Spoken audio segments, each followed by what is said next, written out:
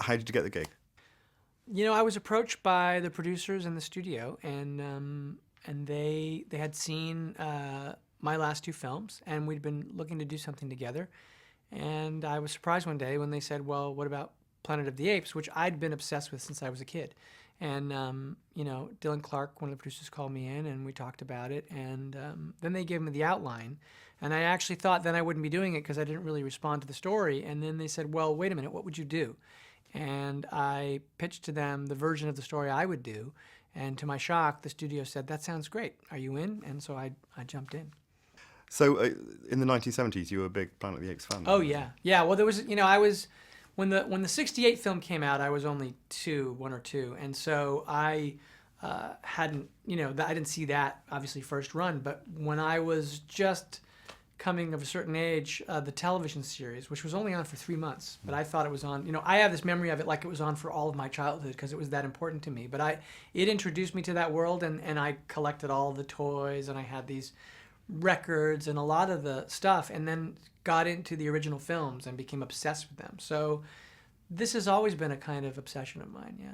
It's quite an unusual sequel in the sense that it's very distinctively different from the first film. It's got a different aesthetic. It's a very different story. Was that a sort of a definite decision to make it tonally very different? The idea was that this moment in time was different, and then I wanted the film to be as personal as possible. I mean, you approach everything from the perspective. I mean, it's like I didn't set out to make it different so much as I set out to make it personal. And so, I think that those differences are probably a reflection of both that and also the fact that the story is quite a bit different. I mean, Rise is this little, it sneaks up on you. It's in a way, it's this kind of like, domestic drama with this sort of science backdrop, and then all of a sudden it becomes a prison movie, and then you see this prison insurrection, and at the end, almost as a kind of coda little thing in the credits, you realize, oh, and then the viral apocalypse breaks out. And so it's this like sucker punching at the end, and then we had to actually deal with what would happen after the viral apocalypse and the idea of this kind of burgeoning ape civilization. So that's quite a different story from Rise. So in that way, it also, I think, accounts for the differences. How long did it take to get used to the motion capture thing? Because obviously you'd not done anything like that No, before. I hadn't. I was really worried about it being an obstacle to my dealing with the actors, because that's one of the most important things as a director for me is my relationship with the actors. And the big relief was in quickly discovering that it was only a piece of equipment that recorded movement and performance. And so the idea was that the getting of the performances was exactly the same as any other movie I'd ever done, which was just staging the scene with Andy and the other performers and finding the thing that made sense. And once you had the scene, then you had the scene. Now, there are a bunch of technical hurdles you have to do after you do that, where you have to reshoot the shot for the characters in it that aren't apes, and they have to, so their performances, you have to get it again. Even if you've got something great, you still have to get it again because that's what's going to be in the movie. And you also have to shoot, if you've got a shot of Andy, he's walking across the room, you have to actually reproduce the shot without Andy in it. So you've got the camera operator going, did I do this? Did I do this? Which is a very weird, time-consuming process. And then the editing of it is a whole other level of complexity because you're never quite looking at the dailies.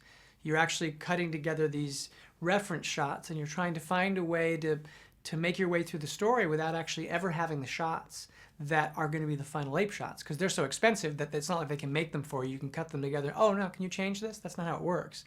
So it's a very challenging process, but the good news for me was that the basic beginning of it, which was just staging a scene with actors, was exactly the same.